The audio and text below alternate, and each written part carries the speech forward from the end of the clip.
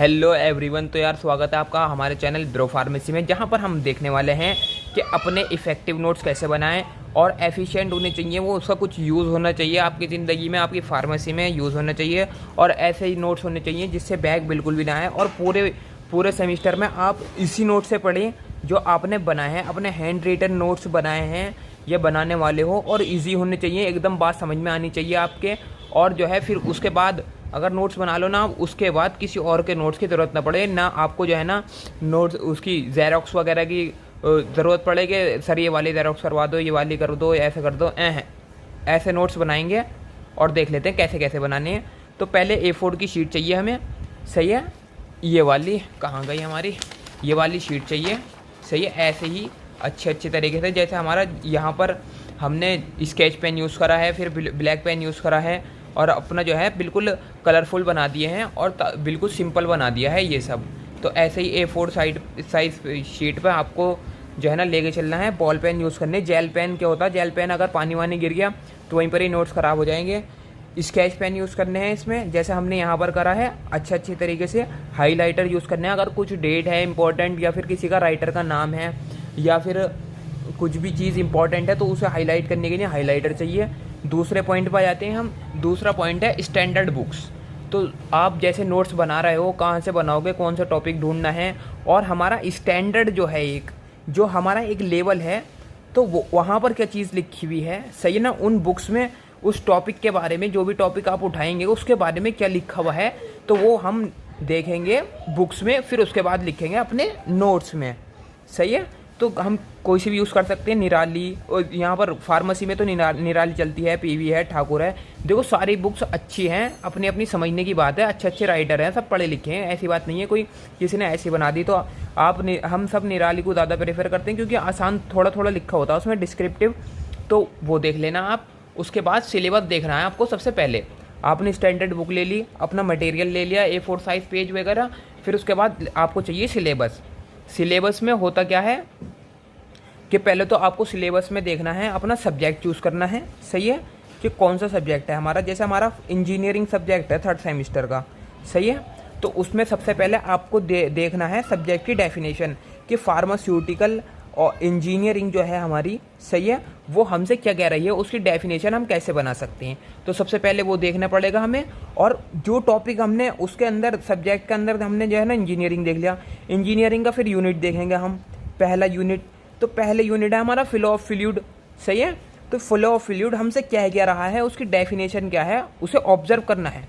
पूरे यूनिट को ऑब्जर्व करना, कौन कौन सी मशीनें हैं उसके अंदर, सही ना, ये ऑब्जर्व करना है। ऐसे ही तुम और सब्जेक्ट में इम्प्लीमेंट कर सकते हो उसे, कि पहले हमें जो है अपना सिलेबस लेना है, स्टैंडर्ड बुक्स लेनी है, उसके बाद यूनिट देखना है।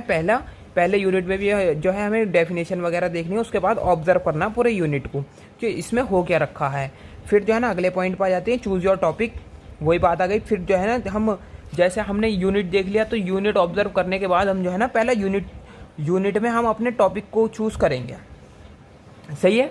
फिर उसको ऑब्जर्व करेंगे कहाँ पर, प्रीवियस ईयर क्वेश्चन पेपर में, कि प्रीवियस ईयर क्वेश्चन पेपर में हमारा वो टॉपिक आया है क्या नहीं आया है, क्योंकि ये बहुत ही ज़्यादा इंपॉर्टेंट हो जाता है। आप जो है एग्ज़ाम की तैयारी कर रहे हो तो इस वजह से पिछले जो पेपर आ चुके हैं तो उसमें ये देखना पड़ेगा आपको कि वो इम्पॉर्टेंट है या नहीं है। क्योंकि प्रीवियस ईयर क्वेश्चन जो पेपर सेट होता है हमारा, या फिर क्वेश्चन पेपर आता है सेमेस्टर एग्ज़ाम में, तो वो हमारे मतलब रियल लाइफ से जुड़ा हुआ ही होता है हमारा सब, कि रियल लाइफ में क्या क्या यूज़ हो रहा है इन चीज़ों का, इस टॉपिक का हमारे क्या क्या यूज़ हो रहा है। तो वही हमारे प्रीवियस ईयर में आ गया। तो जो ज़्यादा आता तो वो ज़्यादा इंपॉर्टेंट, ऐसा तो है नहीं जो नॉन इम्पॉर्टेंट है, जो हमारी रियल लाइफ से जुड़ा हुआ नहीं है, उसे घुसा दिया हो प्रीवियस ईयर क्वेश्चन पेपर में, ऐसा तो है नहीं। तो ज़्यादा इंपॉर्टेंट कौन सा हो जाता है, प्रीवियस ईयर क्वेश्चन पेपर, सही है ना। उसमें ऑब्जर्व करना वाले टॉपिक को, कि हमारा जैसे फ्लो ऑफ फ्लूइड है तो उसमें से कितने क्वेश्चन आ रखे हैं, क्वेश्चन आया है तो कैसे आया है, और क्वेश्चन हमसे क्या कह रहा है, ये वाली बातें देखेंगे। अब अगले टॉपिक पे चलते हैं, हम क्या कहते हैं। हाँ तो गाइस एक एग्जाम्पल देख लेते हैं सबसे पहले, ताकि आपको फील आए कि हाँ कि ये हो क्या रहा है। जैसे हमारा यूनिट 1 था, चैप्टर 1 था, हमने इसकी इंजीनियरिंग की डेफिनेशन देख ली थी, सही है। उसके बाद जो है हमें फ्लो ऑफ फ्लूइड हमारा सबसे पहला यूनिट है, उसका चैप्टर पहला है ये। तो फ्लो ऑफ फ्लूइड हमारा एक टॉपिक हो गया, उसकी डेफिनेशन जैसे हमने यहाँ पर लिख रखी डेफिनेशन। फिर जो है ना स्टैंडर्ड बुक में इसका फ्लूइड प्रेशर भी था, तो हमें वो भी लिखना पड़ेगा। ताकि जो है ना अब फ्लूइड प्रेशर भी आ जाता है, मतलब इंपॉर्टेंट हो जाता है कि फ्लूइड का प्रेशर भी हमें नापना ही है। जब हमें फ्लूइड का फ्लो देख रहे हैं तो प्रेशर भी हम देखेंगे ही, सही है ना। स्टैंडर्ड बुक में लिखा होता तो हमने यहाँ पर लिख दिया। फिर उसके बाद जो है ना इनकी मशीनें शुरू हो जाती हैं, जैसे मैनोमीटर है तो मैनोमीटर के टाइप्स कितने हैं, सही ना, हमने लिख दिया। टाइप्स में जो है ना पहले है सिंपल वाला, तो हमने सिंपल का डायग्राम बना लिया, उसके बारे में लिख लिया सब। तो ऐसे ही करके ना सबसे पहले डिफाइन करना अपने टॉपिक को 2 या 3 लाइनों में। जैसे हमने ये पूरा फ्लो ऑफ फ्लूइड जो है ना इतने से लेके 3 लाइनों में जो है ना डिस्कवर कर दिया हमने, यहाँ पर डेफिनेशन लगा दी। उसके बाद देखना है see the topic in standard book. फिर वाला ही टॉपिक जो है हमारा, जैसे मैंने बताया अभी, तो वो वाला ही टॉपिक जो है ना स्टैंडर्ड बुक में देखना पड़ेगा। जैसे मैं बता रहा था अभी कि उसमें फ्लूइड प्रेशर भी लिखा हुआ था फ्लो ऑफ फ्लूइड के बाद, तो मुझे ये भी लिखना पड़ा ताकि ये भी इंपॉर्टेंट हो जाता। अगर मैं स्टैंडर्ड बुक नहीं देखता तो मुझे ये नहीं पता लगता कि हाँ फ्लूइड प्रेशर भी लिखना है। फिर वो जो हमारा बुक में लिखा हुआ होगा, जैसे आपको डेफिनेशन आपने लिख तो ली, लेकिन आपको जो है ये समझ में नहीं आ रहा है कि आपकी लैंग्वेज में वो डेफिनेशन कहना क्या चाह रही है, मतलब आप समझ नहीं पा रहे हैं। आपने लिख ली है लेकिन समझ नहीं पा रहे हैं, तो उसको जो है ना ट्रांसलेट करना पड़ेगा। गूगल ट्रांसलेट की मदद ले सकते हैं आप, किसी भी ट्रांसलेशन की मदद ले सकते हैं, अपने दोस्त से पूछ सकते हैं, सही ना। या फिर अगर आपको ट्रांसलेशन भी हिंदी में समझ में नहीं आ रही हो तो आप जो है ना उस टॉपिक की पूरी वीडियो देख सकते हैं यूट्यूब पे, कहीं पर भी देख सकते हैं, सही ना, अपनी वीडियो, या फिर हमारे चैनल पे देख सकते हैं आप वीडियो। जो भी टॉपिक है, एक बार टॉपिक का नाम लिखिए, फिर आगे जो है ना ब्रोफार्मेसी सर्च कर दीजिए, वो टॉपिक आ जाएगा। और अपनी लैंग्वेज में, मतलब आपकी जैसे हिंदी लैंग्वेज है या फिर उर्दू है या फिर इंग्लिश है, नहीं तो उसी लैंग्वेज में आपको वो टॉपिक मिल जाएगा और आपकी बहुत ही आसानी हो जाएगी। तो जो भी आपको फिर जो आपने लिखा है वो आपको समझ में भी आ जाएगा। दूसरी बात हो गई। अब तीसरी बात पे चलते हैं। ट्रांसलेशन करने के बाद आपको करना क्या है, आपको ये पता लग जाएगा कि आपको पढ़ना क्या है और आपको लिखना क्या है, सही है ना। उसके बाद जो है ना अगले टॉपिक पे चलते हैं अपने। जब हमारा अगर देखो, अगर पैराग्राफ ज़्यादा बड़ा होता, स्टैंडर्ड बुक्स जितनी भी होती ना उसे पैराग्राफ होता, सही है ना, तो उसे हम ब्रेक करेंगे। If paragraph is long then break it into one sentence, मतलब एक एक सेंटेंस बना के हम लिखेंगे और उस सेंटेंस का फ्लो चार्ट बना देंगे हम, सही है। जैसे हम यहीं पर ही ले लेते हैं, जैसे हमारा substance which have ability to move. Flow of fluid की डेफिनेशन यही है कि जिसमें जो है एबिलिटी होती, क्षमता होती फ्लो करने की, वही हमारे फ्लो ऑफ फ्लूइड होते हैं, सही है, वो मतलब फ्लूइड होता है वो, सही है। तो हमें जो है ऐसे लिखना है इसे कि सब्सटेंस, सही है, एबिलिटी टू फ्लो। तो ये एक बात हो गई, हमारी फ्लो चार्ट बन गया ऐसे। तो ये कौन कौन से होते हैं हमारे, सॉलिड तो होता नहीं है, लिक्विड है और गैस है, सही है। ऐसे लिख सकते हैं जैसे सब्सटेंस, एबिलिटी टू फ्लो और लिक्विड एंड गैसेस। तो ये 3 चीज़ें हो गई। और हमारा चाहे ये जो है हमारा स्टैंडर्ड बुक में ऐसे लिखा हुआ था कि एबिलिटी टू फ्लो, हमें समझ में नहीं आ रही था, लेकिन हमें याद हो गया कि जो भी सब्सटेंस है वो जो है ना फ्लो करते हैं, कौन कौन से, लिक्विड और गैस है, सही है। वही हमारे फ्लूइड्स होते हैं, लिक्विड और गैस आर फ्लूइड्स।